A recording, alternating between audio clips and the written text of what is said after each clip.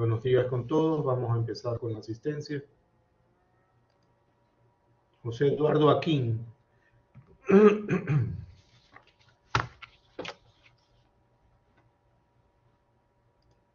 Rafael Avilés. Buenos días, doctor. Presente. Buenos días. Andrés Ayala. Buenos días, doctor. Presente. Buenos días. Solami Barrera. Buenos días, doctor. Presente. Buenos días. Ariana Blasio. Buenos días, doctor. Presente. Buenos días.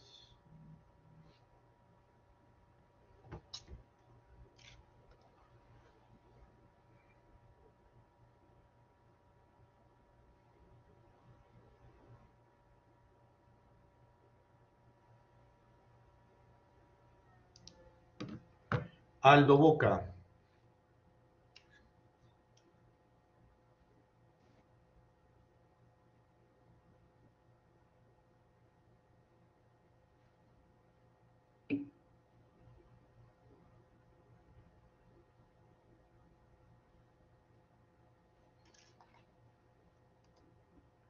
Ok, Aldo, ya te veo. Eduardo Borja. Buenos días, doctor. Presente. Buenos días. Andrés Bustos.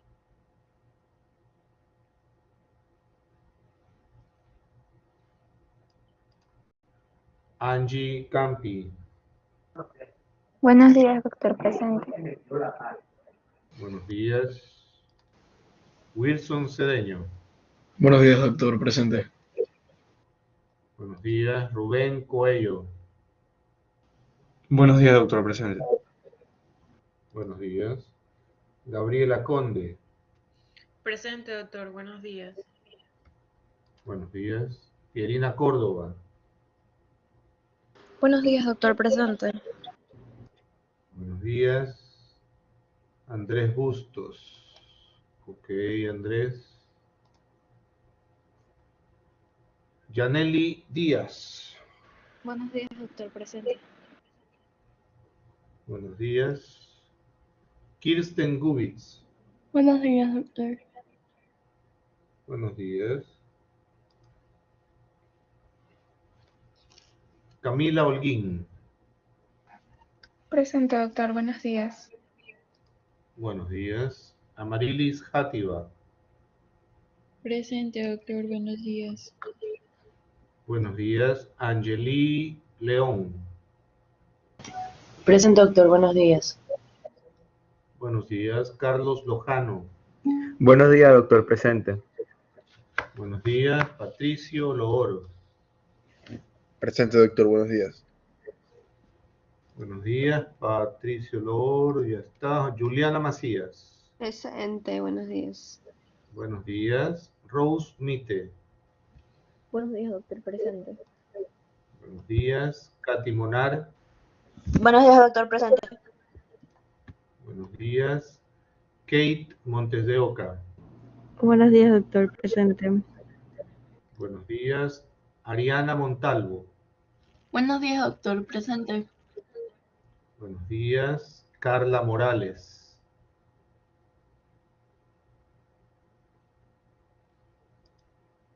Adela Peñafiel. Buenos días, doctor. Presente. Buenos días. María Paula Rade. Buenos días, doctor. Presente. Buenos días. Carla Morales, te vi. Ok.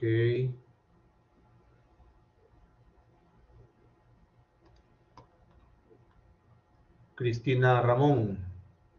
Buenos días, doctor. Presente. Buenos días. Priscila Repani. Buenos días, doctor. Presente. Buenos días. Naomi Rizzo. Buenos días, doctor. Presente. Buenos días. Ana Paula Rodríguez. Buenos días, doctor. Presente. Buenos días. María Ignacia Rumbea. Buenos días, doctor. Presente. Buenos días. Michelle Subiaga. Buenos días, doctor. Presente. Buenos días, Ariana Tarco. Doctor, buenos días, presente. Buenos días, Cielo Torres. Buenos días, doctor, presente. Buenos días, María Beatriz Ulloa. Buenos días, doctor presente. Buenos días, Andrea Vaca. Buenos días, doctor presente. Buenos días, María Alejandra Valencia. Buenos días, doctor presente. Buenos días, Dana Vera. Presente, doctor, buenos días. Buenos días, Juliana Wilches. Presente, doctor, buenos días. Buenos días, Valentina Zambrano. Buenos días, doctor presente. Buenos días. Vamos a insistir con José Eduardo Aquín. Ahí está. Ok. Andrés, cuéntame. Doctor, buen día. No logré escuchar lo que me nombró, porque recién se me cargó el audio. Yo estoy presente. Sí, no te preocupes, Andrés. Está bien. Ok.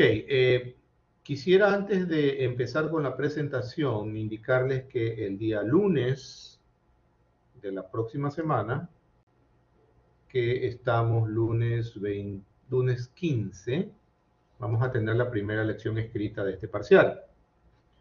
Y lo que vamos a incluir en esa lección escrita es, ya les indico, lo que se refiere a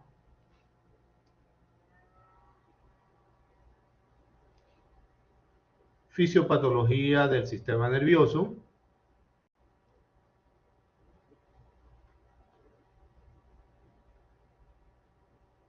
mecanismos de defensa del tracto gastrointestinal, y lo que terminemos hoy, las enfermedades autoinmunes, reumáticas, lupus, artritis reumatoide, etcétera, etcétera, ¿no? Entonces, obviamente, de acuerdo a lo que hemos conversado, a las presentaciones, de acuerdo a lo que está en el sílabus, haremos una lección escrita en la misma forma en que hicimos la anterior, con respuestas múltiples. Eso será el día lunes. Entonces, para el día lunes no tendremos presentación, sino que solamente la lección escrita y luego continuaremos con la clase, que sería fisiopatología de las enfermedades hepáticas. La presentación del grupo que corresponde será para el día miércoles. El día de hoy vamos a tener la presentación de artritis reumatoidea y vamos a ver ciertas otras enfermedades autoinmunes, y también vamos a escuchar una conferencia actual sobre artritis reumatoidea. No sé si tienen alguna pregunta, por favor, sobre lo que les acabo de mencionar. Igual todo esto se los pondré en un mensaje al curso para que lo tengan presente, ¿sí? ¿Alguna pregunta? Ok.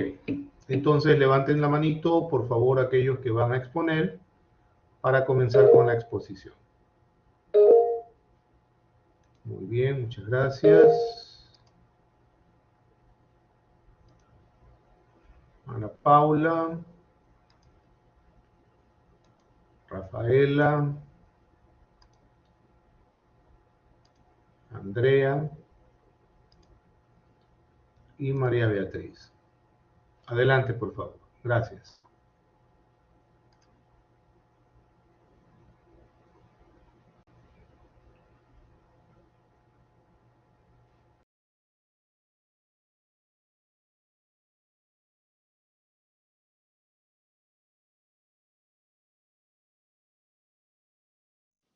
Listo, doctor, ya se están cargando las diapositivas.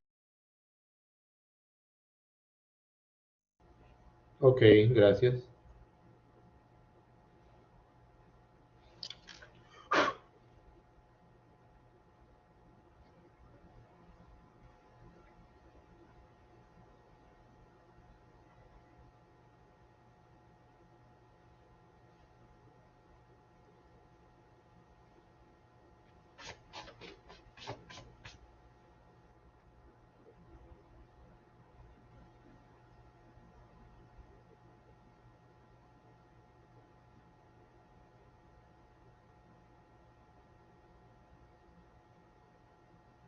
Ya, listo, doctor.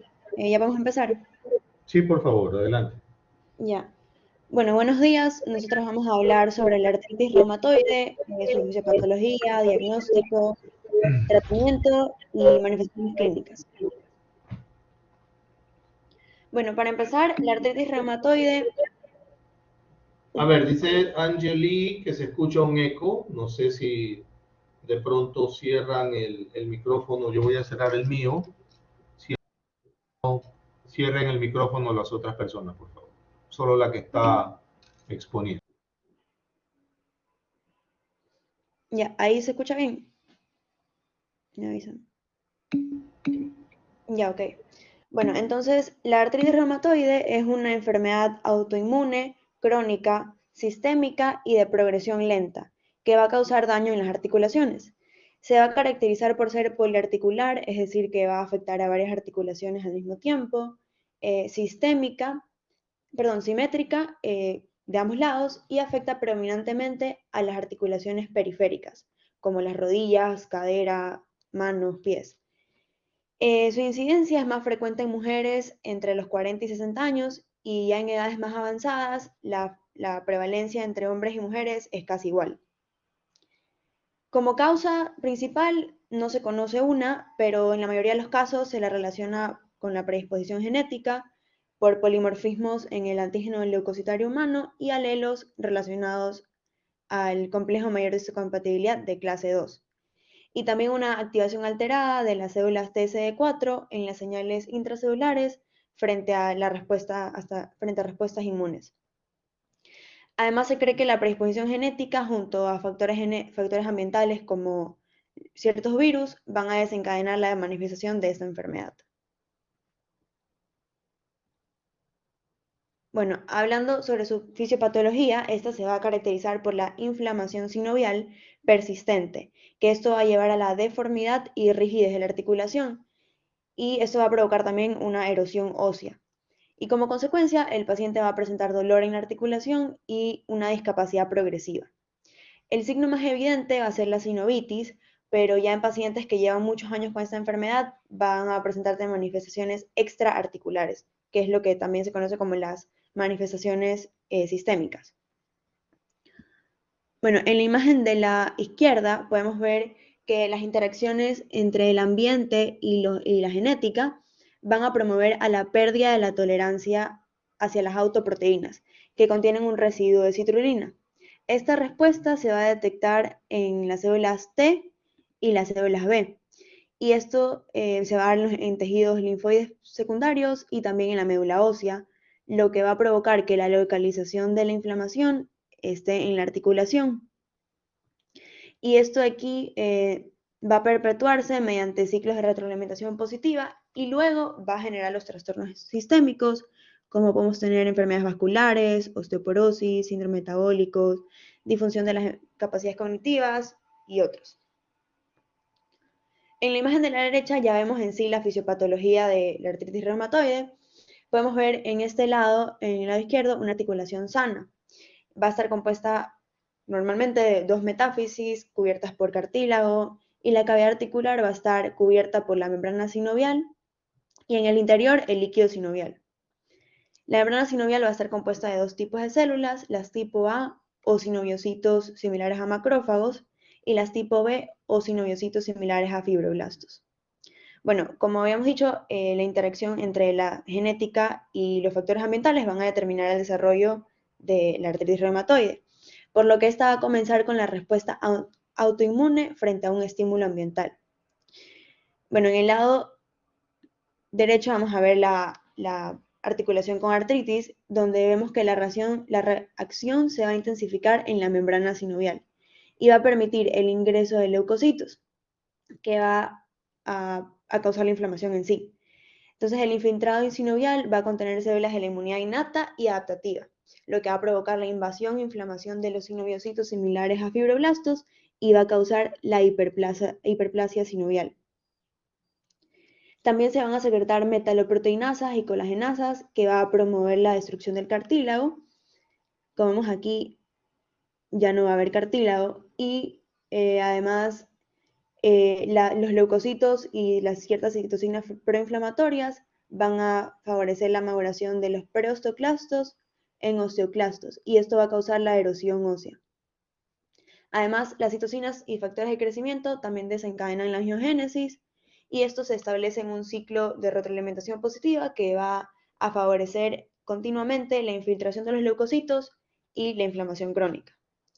Entonces, la inflamación que se inició en un momento en la membrana sinovial va a pasar a ser sistémica, y esto va a alterar funciones en otros tejidos u órganos, como el endotelio vascular o el tejido adiposo, hasta el hígado o los pulmones. Y esto ya es las manifestaciones extraarticulares.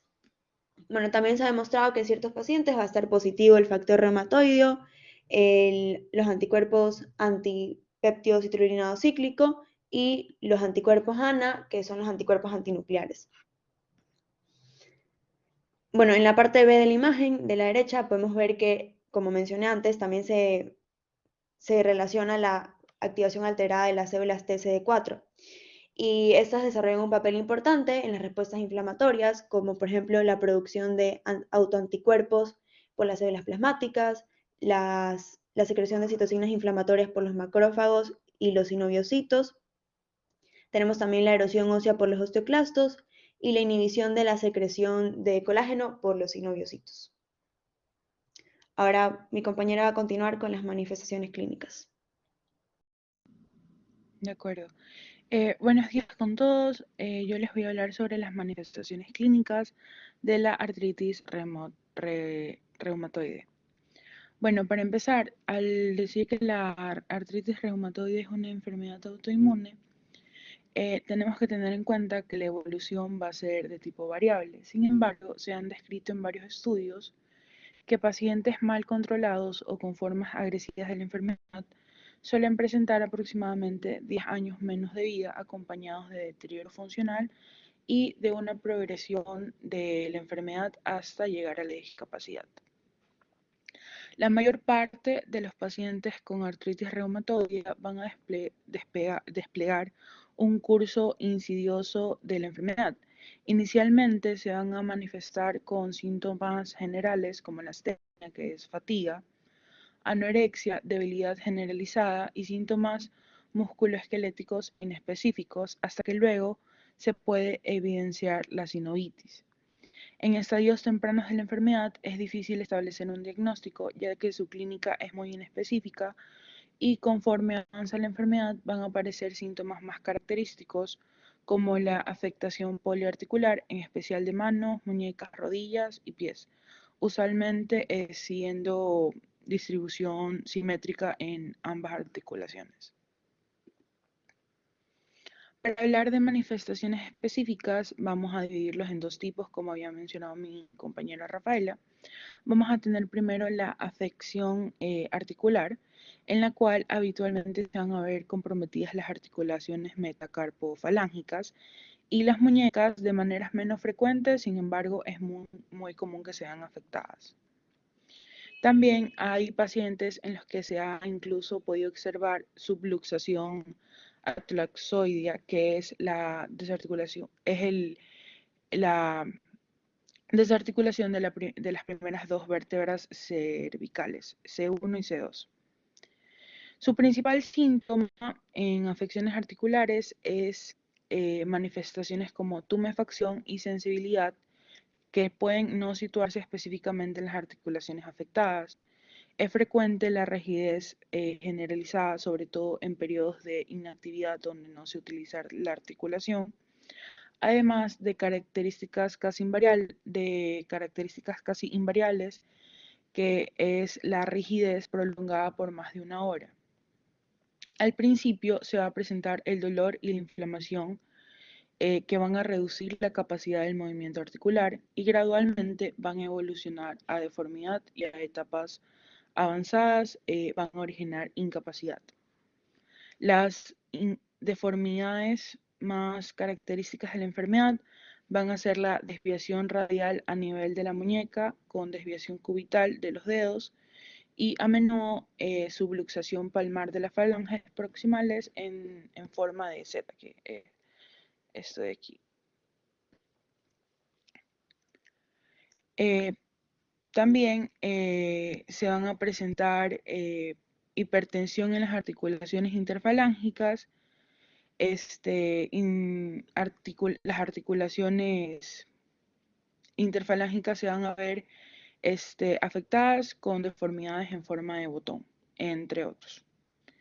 En las manifestaciones extraarticulares, al ser esta una enfermedad multiorgánica, la artritis reumatoide compromete cualquier sistema. Consecuentemente, va a aumentar la mortalidad en los pacientes que presentan manifestaciones graves en comparación de pacientes que cursan artritis reumatoide de forma menos agresiva, por lo cual va a ser indispensable tomar en cuenta estas manifestaciones. Lo primero es que se pueden presentar nódulos reumatoides que pueden aparecer en cualquier órgano. Generalmente se van a localizar en sitios de presión, como por ejemplo la bolsa oleocraniana, el área proximal del cúbito, entre otros. Estos van a ser de consistencia firme, van a ser adheridos a planos profundos y suelen ser indoloros. Va a haber también un compromiso cardíaco, que una de las complicaciones frecuentes es principalmente la pericarditis. A su vez, de enfermedades pulmonares se van a presentar con mayor frecuencia la pleuritis, aunque también se ha descrito neumonitis, intersticiales, nódulos pulmonares y bronquiolitis. En cuanto al compromiso neurológico, principalmente van a existir neuropatías por atrapamiento, mielopatías cervicales y mononeuritis múltiple, que es vasculitis, y polineuropatías. Por lo general van a ser un síntoma secundario a fenómenos vasculares. También se van a describir alteraciones hematológicas como la anemia multifactorial, la cual se va a asociar al proceso inflamatorio crónico como también a la ferropenia.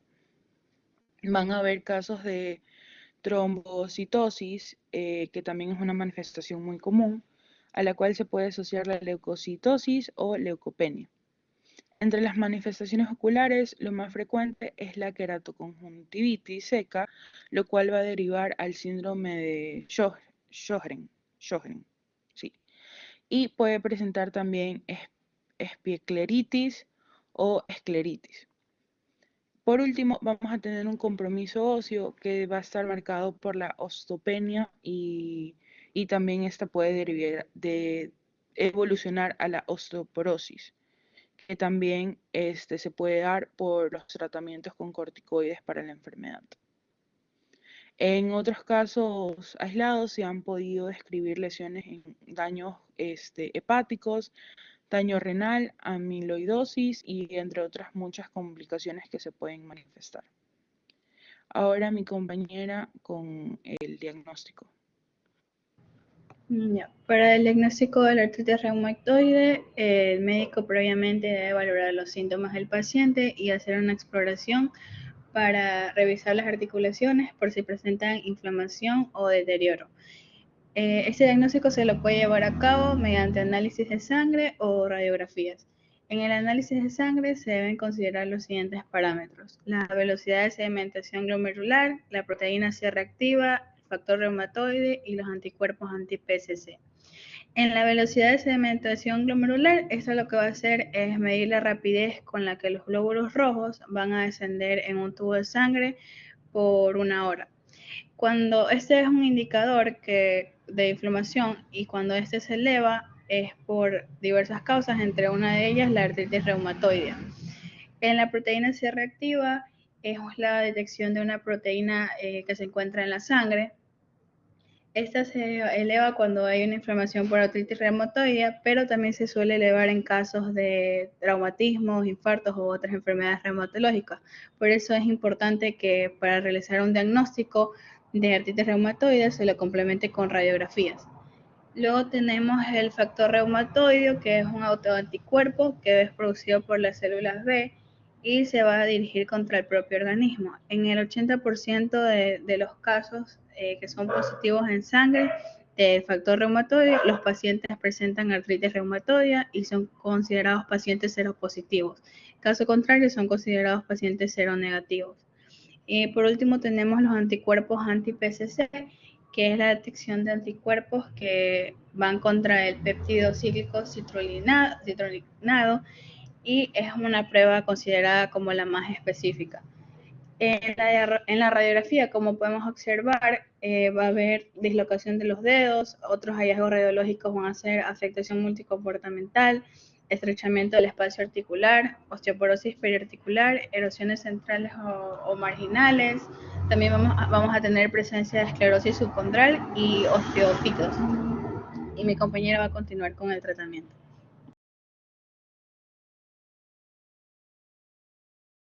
Bueno, yo voy a hablar sobre el tratamiento. Bueno, si bien sabemos que no hay una cura para la artritis reumatoidea, va a existir un amplio campo de alternativas para su tratamiento, comenzando por el farmacológico. Y bueno, hay estudios clínicos que indican que la remisión de los síntomas es más probable cuando el tratamiento obviamente comienza temprano, con un tipo de medicamentos llamados fármacos antirreumáticos, o fármacos, que son los metrotexatos, hidroxicloroquinas y las leuflonomidas, ¿verdad? Estos fármacos van a inhibir la secreción de citocinas proinflamatorias, van a bloquear la proliferación celular y la respuesta inflamatoria. Así también podemos usar AINES y glucocorticoides, ¿verdad? Como diclofenaco con respecto a los AINES, naproxeno, por ejemplo, que lo que van a hacer es que producen efectos antiinflamatorios y analgésicos. Bueno, también para su tratamiento se pueden usar terapias como ejercicios de estiramientos que son óptimos para mejorar la flexibilidad y la función física del paciente. Por ejemplo, un ejemplo sería un calentamiento como caminar o, por ejemplo, ejercicios aeróbicos de bajo impacto.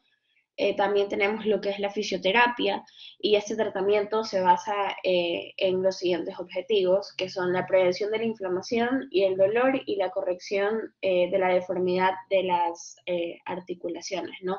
También se pueden aplicar distintas como férulas o ortesis.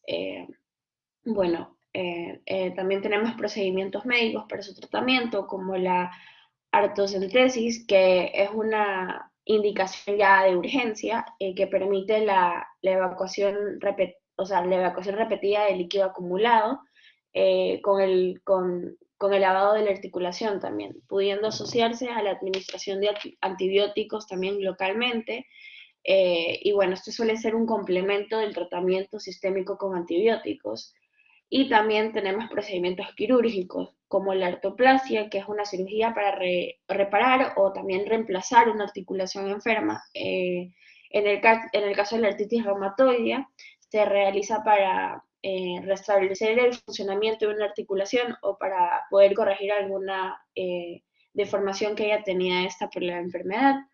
O también se puede usar lo que sería el reemplazo articular, que es un procedimiento quirúrgico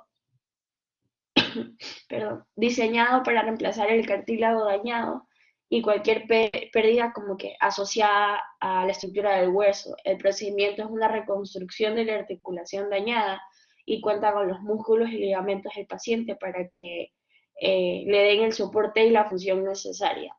Gracias.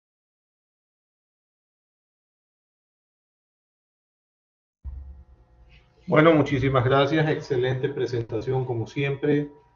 Quiero felicitarlos, como los otros grupos han hecho una presentación bastante buena.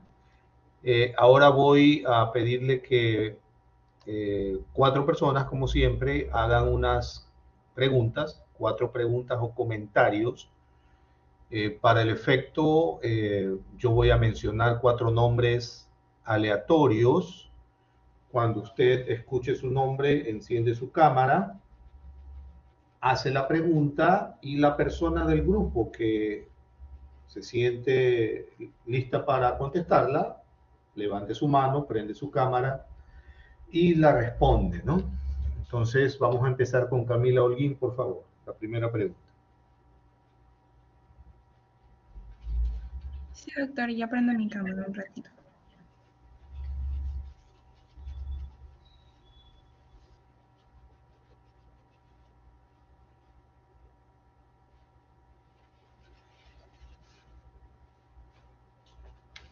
Ahí ya me puede Gracias, ver. Camila, ya te vemos. Por favor, adelante. Listo. Mi pregunta sería, ¿cuáles son los parámetros de análisis sanguíneo a considerar para el diagnóstico de artritis reumatoide? Ok, eso sí se lo mencionó en la presentación, pero quisiera que alguien del grupo lo repita, por favor. ¿Cuáles son los parámetros de laboratorio que tenemos que considerar para el diagnóstico de la artritis reumatoide? ¿Quién lo va a contestar? Levante su mano. Ok, Andrea, prenda su cámara y responda, por favor. Gracias. No la prendo, doctor.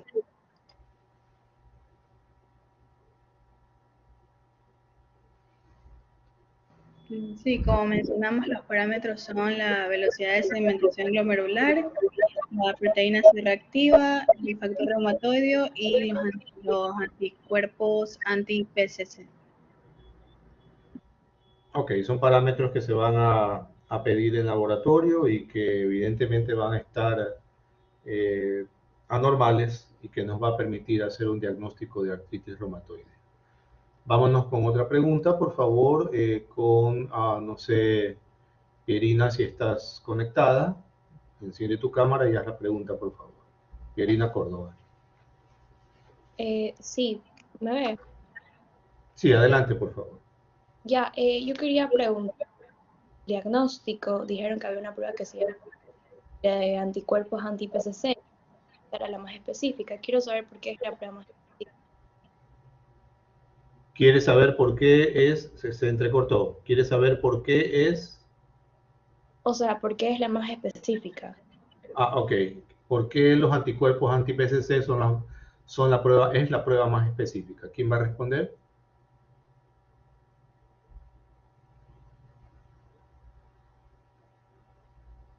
Levante su mano, por favor, la persona del grupo que va a responder esta pregunta. Si no la sabe, entonces la investigamos y la próxima clase se la respondemos a Pierina. ¿Alguien conoce por qué la PCC es la prueba más específica? Levante su mano, por favor. Andrea, adelante. Encienda su cámara y hable, por favor. Sí, doctor, porque los anticuerpos anti-PCC son los que van a atacar a los tejidos sanos de las articulaciones y cuando estos están presentes en la sangre son el signo más específico de artritis reumatoide, la cual, como explicamos, va a causar dolor, hinchazón y rigidez en las articulaciones. Entonces es considerado una de las pruebas más específicas y seguras. Gracias, Andrea. Vamos con la tercera pregunta, por favor.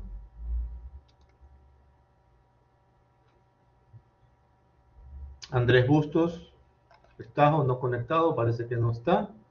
¿Puedes hacer la pregunta, Andrés? ¿Tienes disponible micrófono? ¿Cámara? ¿Me escucha, Doc? Sí te escuchamos, Andrés. Adelante.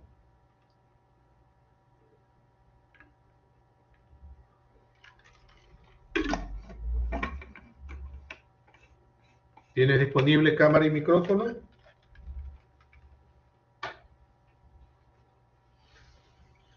¿Me escucha, doctor? Sí te escuchamos, Andrés. Adelante, por favor, con la pregunta. Una pregunta podría ser, ¿qué factores?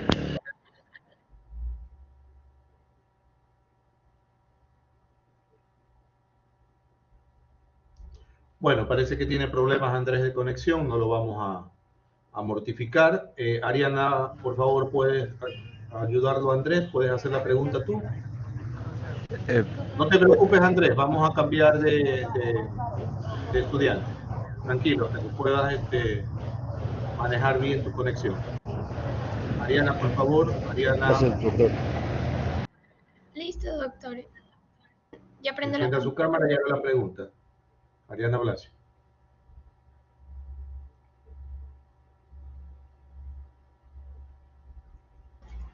¿Cómo está, doctor? Bien, yo les tengo una pregunta. Yo quisiera saber cómo los anticuerpos ANA contribuyen a las patologías de la artritis reumatoide? Muchas gracias. ¿Cómo los anticuerpos antinucleares contribuyen a las patologías de las artritis reumatoides? Rafaela, por favor, adelante. Ya, estoy encendiendo la cámara. Gracias.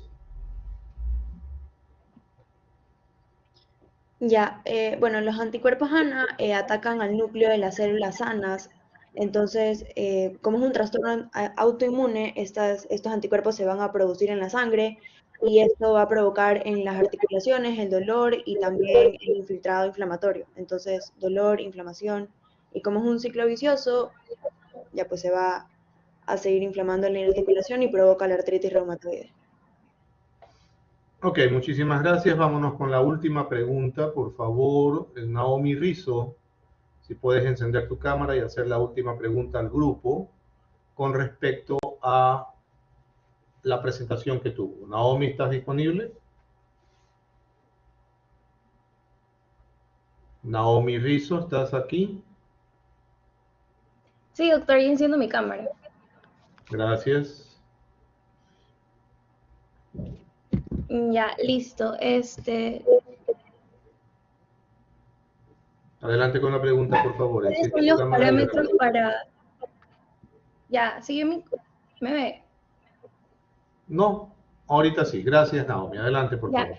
¿qué factores pueden influir en el padecimiento de la artritis reumatoide?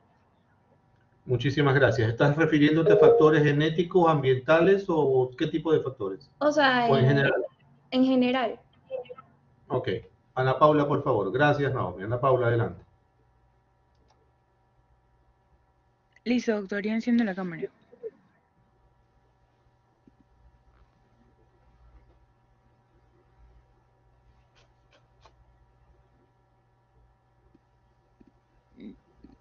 Ahí me ve, sí. Sí, adelante, por favor.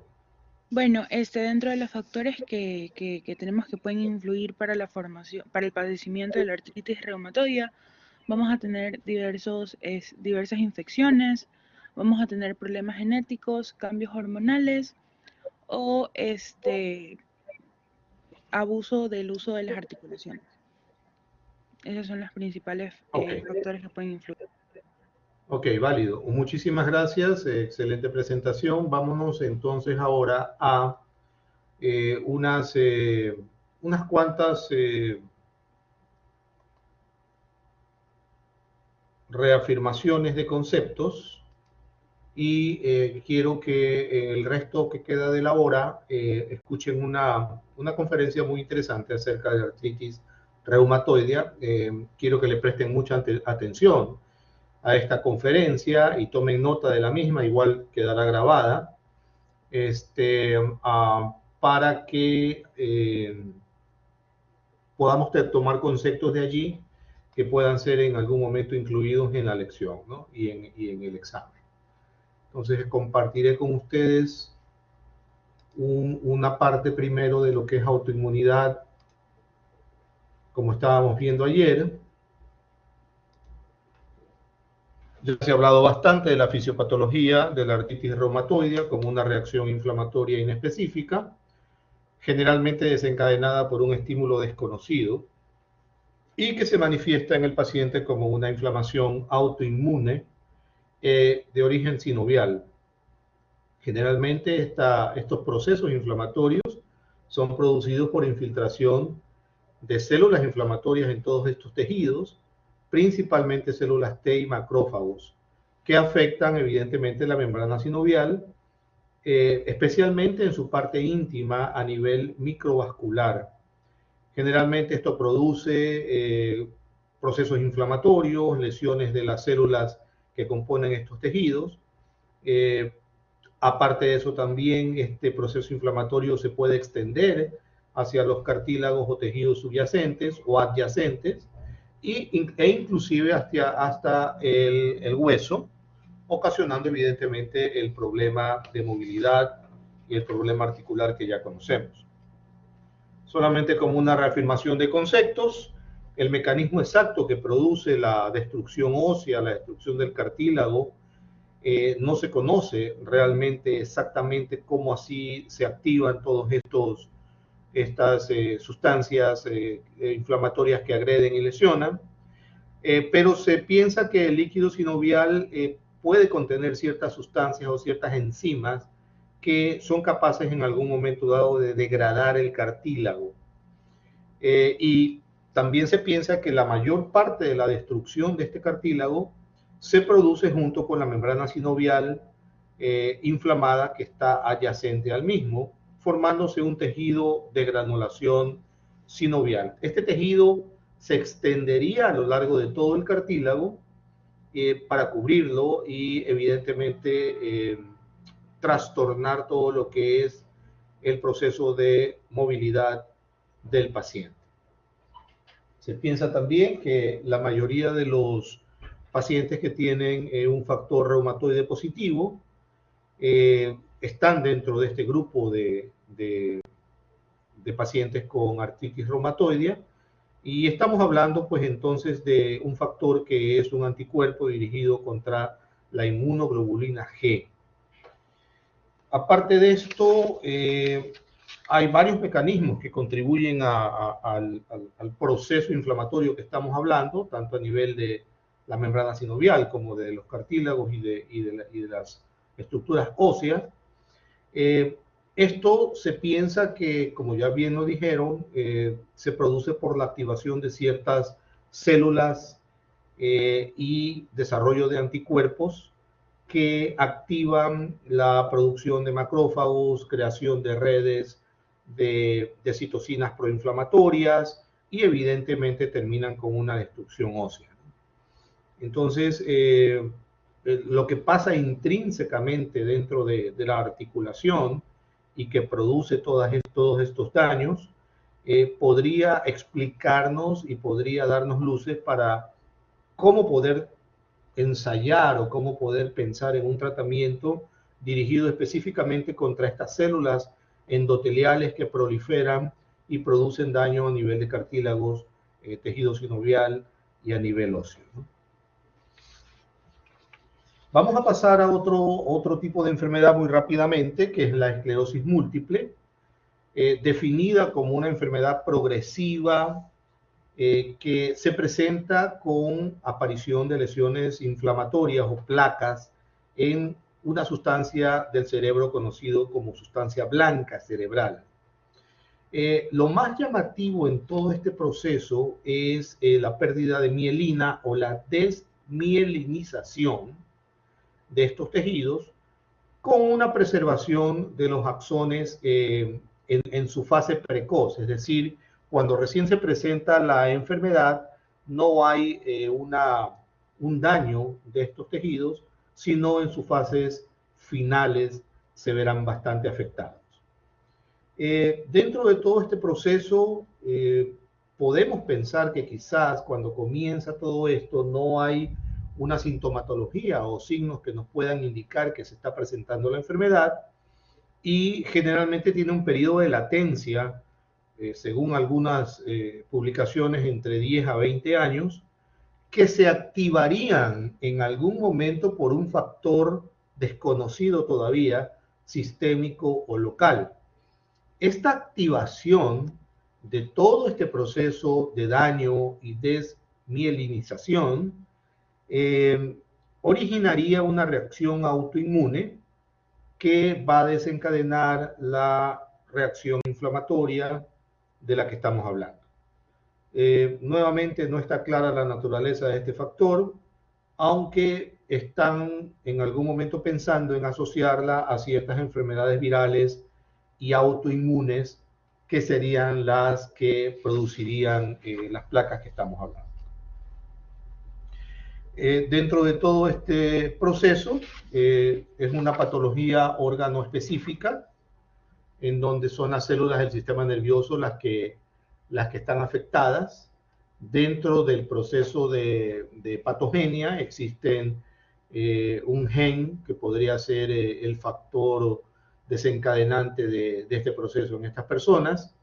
Se ha pensado también en un gen común con artritis reumatoide. Generalmente las lesiones son múltiples, están distribuidas por todo el sistema nervioso central, en una distribución alrededor de los vasos, especialmente perivenular o los vasos venosos, y se localizan más frecuentemente en la sustancia blanca del paciente. Cuando se presenta un ataque de esclerosis múltiple, hay una inflamación severa en estas áreas, con degeneración de la mielina a nivel cerebral y también inclusive a nivel de la médula espinal, ¿no? Generalmente hay cierta afinidad por ciertas áreas del sistema nervioso, como por ejemplo los nervios ópticos, la sustancia blanca periventricular del cerebro, el cerebelo y la médula espinal. Esto produciría en el paciente síntomas que podríamos considerar los que son precoces, es decir, síntomas tempranos de la esclerosis múltiple, producidos precisamente por esta desmielinización. Entonces, a este proceso podríamos aumentarle la destrucción de la mielina y los mensajes neurológicos que se transmiten a través de la sinapsis se transmitirían mucho más lentamente o quedarían totalmente bloqueados, lo que llevaría a una pérdida o reducción de la función nerviosa con los síntomas y las características que ya conocemos en un paciente con esta enfermedad. Toda esta secuencia de acontecimientos provocan obviamente el daño de la sustancia blanca a nivel del sistema nervioso, pero se desconoce aún qué es lo que la inicia o qué es lo que la produce. Algunas publicaciones hablan de varios factores que podrían provocarlos. Unos hablan, por ejemplo, de las citoquinas, otros hablan de productos como el óxido nitroso, cuyo daño o cuya deficiencia o aumento producirían un enlentecimiento en la conducción del impulso nervioso a través de los axones. Entonces, la consecuencia general de todo este proceso de desmielinización es la alteración de la conducción nerviosa típica y el enlentecimiento de la conducción del axón, lo que lleva evidentemente a una sintomatología característica de estos pacientes, como lo que vemos acá, ¿no? Una debilidad muscular generalizada, deterioro de varios sentidos, hay dolor, temblores, alteraciones cognitivas, como por ejemplo del habla, alteraciones visuales, depresión, euforia, etcétera, que daría forma al cuadro clínico característico de esta enfermedad. Entonces, los principales síntomas a nivel central: fatiga, problemas cognitivos, depresión, una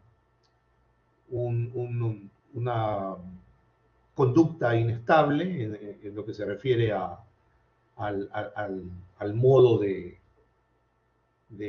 actuar, problemas visuales como nistagmus, neuritis óptica, problemas en el habla, se produce una disartria, a nivel de la garganta puede haber disfagia, dificultades para tragar, también problemas musculoesqueléticos que están derivados del daño que existe a nivel de la conducción axonal. A nivel de sensibilidad puede haber dolor, hipoestesias, parestesias, a nivel de las vísceras o a nivel intestinal, incontinencia, diarrea, y a nivel urinario de igual manera y de igual forma, ¿no? Eso en la esclerosis múltiple. Hablando de otro problema, como es el lupus eritematoso sistémico o no sistémico, también es una enfermedad autoinmunitaria, y aquí vemos que los órganos, tejidos y células son afectados por la presencia de diversos anticuerpos y diversos complejos inmunitarios. Se dice que uno de los factores ambientales que más está ligado a la presencia de este problema es la radiación ultravioleta. De hecho, el 70% de los pacientes tienen una exacerbación en sus síntomas y en sus signos al ser expuestos a la radiación ultravioleta, y se piensa que es producida por el incremento de la apoptosis de los queratinocitos y otras células a nivel de la piel que son alteradas en su DNA y en sus proteínas intracelulares de tal forma que se tornan en antígenos que el cuerpo reconoce como extraños y evidentemente produce un ataque a sus propios tejidos, desencadenando la enfermedad autoinmune. Hay manifestaciones cutáneas, aunque en un 20% no pueden presentarse. Hay lesiones diseminadas en las áreas expuestas a la radiación ultravioleta, codos, rodillas, palmas de las manos, plantas de los pies. En la cara puede haber edema, eritema, pigmentación a nivel del cuello, codos, palmas, lesiones eritematosas, generalmente en algunos casos dolorosas, en los muslos, en las piernas, etcétera, que convierten todo este proceso y todo este cuadro en algo típico que puede ser reconocido por el clínico, principalmente en esta sección, la famosa mariposa o antifaz lúpico, que es una característica de estos pacientes. Como hemos dicho, problemas en la piel, pero también en las mucosas, placas blanquecinas en las mejillas que pueden ulcerarse. En el cabello, generalmente pérdida de la brillantez, de la fuerza del cabello, es ralo, descolorido.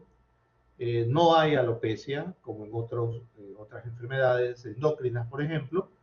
Las uñas también pueden tener algún tipo de manifestación que hace y complementa los signos de esta enfermedad.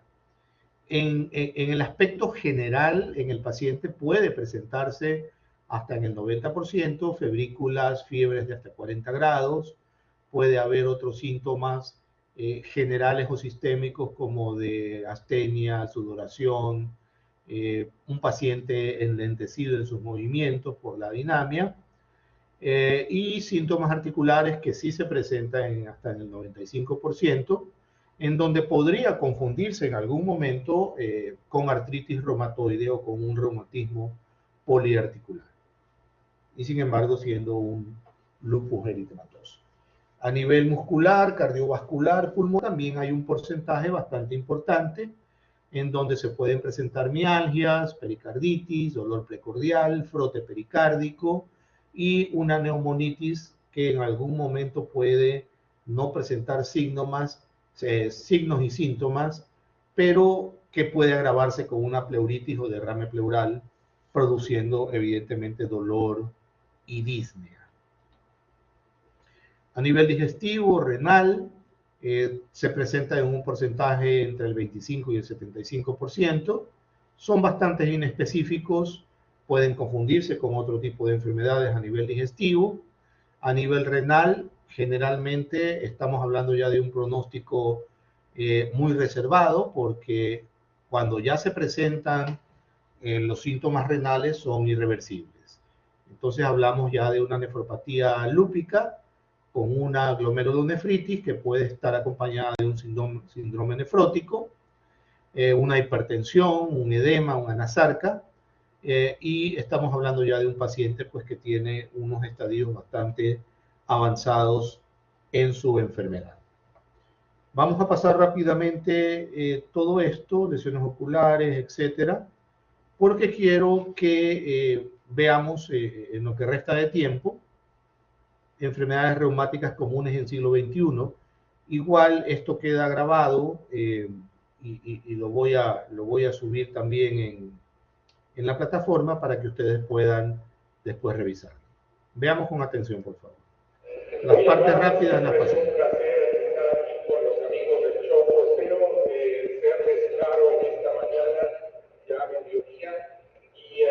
Presentarles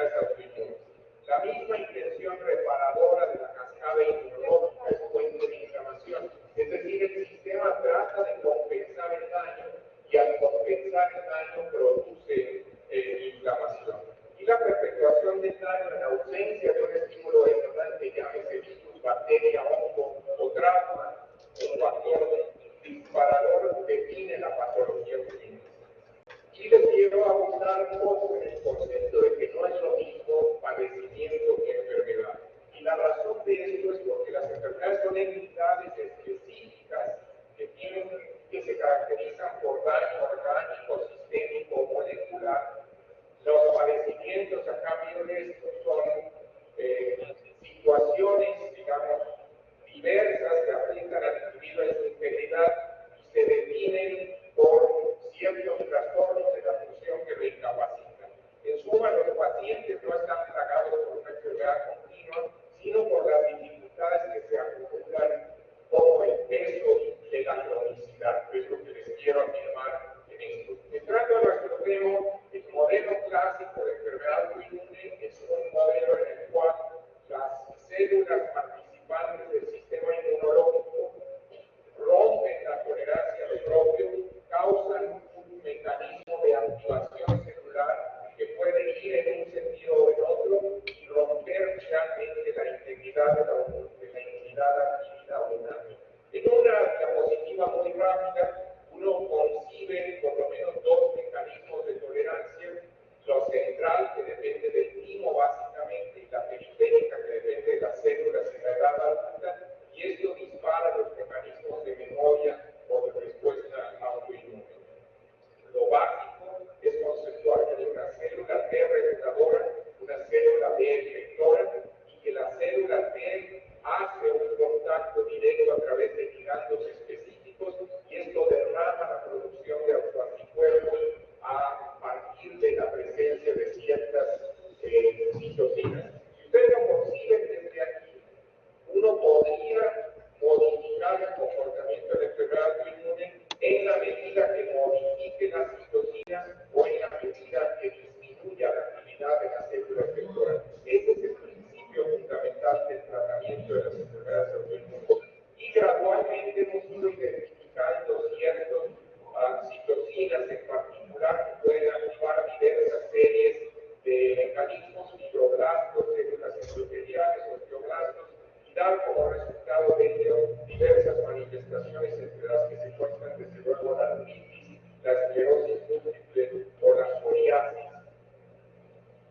En cuanto a inmunidad generalizada, que es de lo que les quiero yo hablar hoy, tenemos por lo menos varios síndromes que lo representan muy claramente. De un lado, el lupus eritematoso generalizado; de otro lado, la artritis reumatoide; los síndromes poligrandulares autoinmunes, que son tema de otra plática; los síndromes de sobreposición, donde encuadran enfermedades con diferentes manifestaciones; y las neuropatías inflamatorias, que son por definición las enfermedades autoinmunes.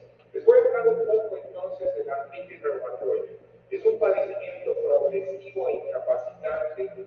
Generalmente la versión adulta se caracteriza por inflamación simétrica de las articulaciones, particularmente las manos, las muñecas, rodillas, y las tres formas infantiles, que son la forma generalizada o sistémica, la forma oligoarticular y una forma poliarticular muy similar a la adulta. En la forma oligoarticular, la presencia de anticuerpos artificiales en líneas hace un riesgo alto de uveitis e incluso de ceguera. Por eso les pongo ojo con los anticuerpos antinucleares, sobre todo en este grupo de pacientes. Lo típico, perdón, que se salió un poco de balance en la diapositiva, es hoy en día estamos haciendo diagnóstico con péptido cíclico citrullinado, factor reumatoide, que antes era nada más la punta del iceberg. Los dos puntos nos dan una sensibilidad muy alta y no esperar cambios radiológicos, sino hasta que pase por lo menos. Muy amable, siempre es un placer estar aquí con los amigos. Perdón, ¿qué pasó esto? ¿Dónde estábamos?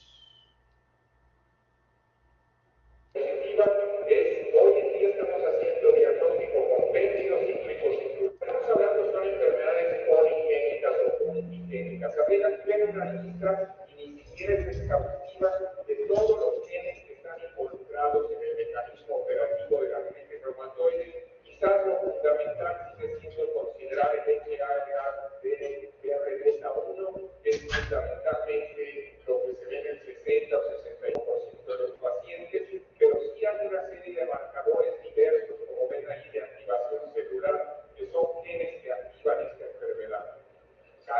Típicamente, como en cualquier enfermedad autoinmune, pensamos que hay factores ambientales que la pueden disparar, que hay estos genes de susceptibilidad variados de los que hablábamos, y que la conjugación de estos dos elementos da cambios epigenéticos que alteran la tolerancia al propio, particularmente en la artritis, generan este fenómeno que llamamos la citrulinización de las proteínas. Eso activa la formación de autoanticuerpos, particularmente el péptido cíclico citrulinado y el factor reumatoide, y eventualmente hacen una transición hacia la artritis y la enfermedad sinovial per se. Los marcadores diagnósticos que hemos visto a lo largo del tiempo son bastante sencillos. Si lo piensan por un momento, anemia normocítica normocrónica, es decir, anemia de enfermedad crónica, trombocitosis en las fases más activas de la enfermedad y en algunos casos leucopenia, particularmente en las formas homocigotas para ver rebeta 1. Reactantes de fase aguda, velocidades de filtración pulmonar que nunca se debe olvidar. Un médico general que está sospechando, un médico familiar de primer contacto que sospecha un paciente con artritis reumatoide, es indispensable que le pida con la citología hemática, sedimentación globular y proteína C reactiva. Ya más adelante uno puede pensar en ferritina, que es otro marcador de inflamación aguda, o ciertas citocinas que ya estamos midiendo, pero todavía son relativamente caras, como interleucina 1, 6 o factor de necrosis tumoral. El factor reumatoide por sí mismo da un valor predictivo positivo cuando más del 70 o 75%. El péptido cíclico citrulinado tiene un valor predictivo más alto, 82 o 91%, pero si se conjugan estos dos, el valor predictivo puede ser cercano al 100%. Ya que ante la sospecha de artritis reumatoide vale la pena tomar agua. No esperen cambios radiológicos antes de los 6 meses. Y bueno, si tienen un paciente que está dispuesto a pagarlo y desde luego condiciones aceptables para hacerlo, hacer un gamograma, una resonancia magnética tiene un enorme costo y generalmente yo no lo recomiendo de inicio para el diagnóstico, salvo que uno quiera valorar muy estrechamente el funcionamiento de las articulaciones. El problema con la historia natural de la artritis reumatoide es el siguiente. Cuando empieza en el tiempo cero, la mayor parte de los pacientes con artritis reumatoide tienen una enfermedad indistinguible, pero conforme va pasando el tiempo, la tendencia es a ser igual que la esclerosis múltiple y otras enfermedades autoinmunes, una forma progresiva o recurrente. Fíjense que el porcentaje de enfermedad es limitada a un brote y se queda ahí, es menos del 5% de los pacientes. La progresión radiológica, como ven en esta diapositiva, es muy crítica porque cuando se llega a estos grados de erosión, el paciente empieza a notar deformidad.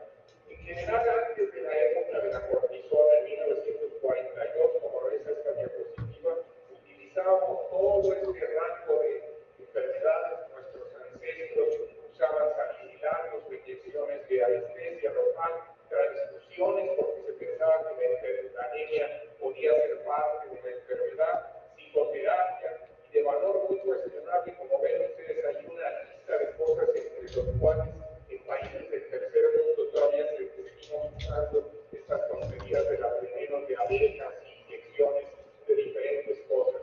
Lo cierto es que con el tiempo hemos podido ir definiendo la fisiopatología de la enfermedad y entender que esta es una enfermedad multisistémica y que a partir del daño que ocurre en las articulaciones, si uno no la corrige a tiempo, el daño puede llegar a muchos otros órganos, y aquí no les pongo disfunción renal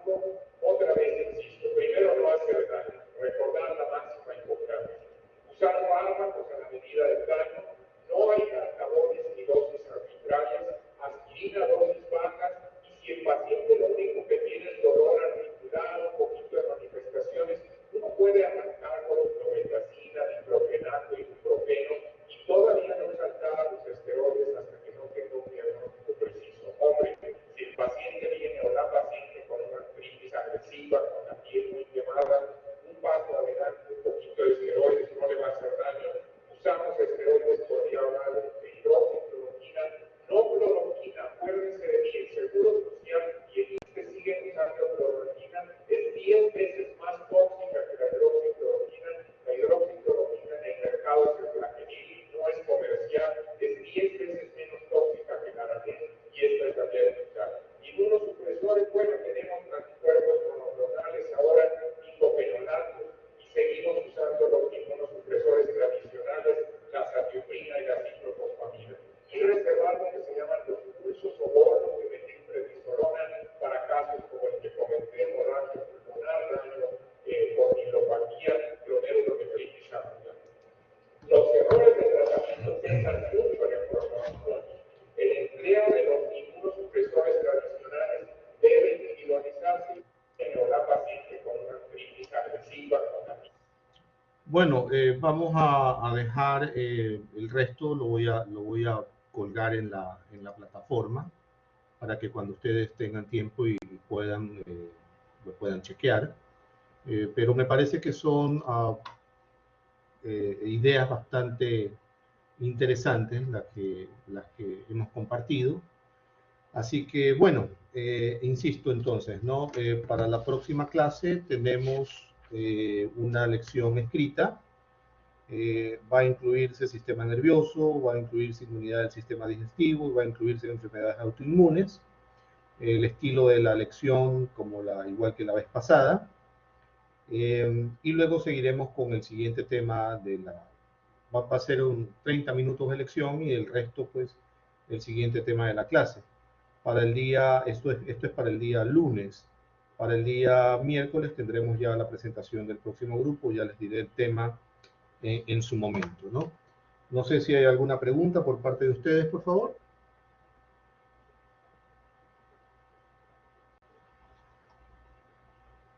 Ok, si no es así, pues que tenga un excelente día y nos veremos, Dios mediante, el día lunes. Cuídense. Sí, doctor.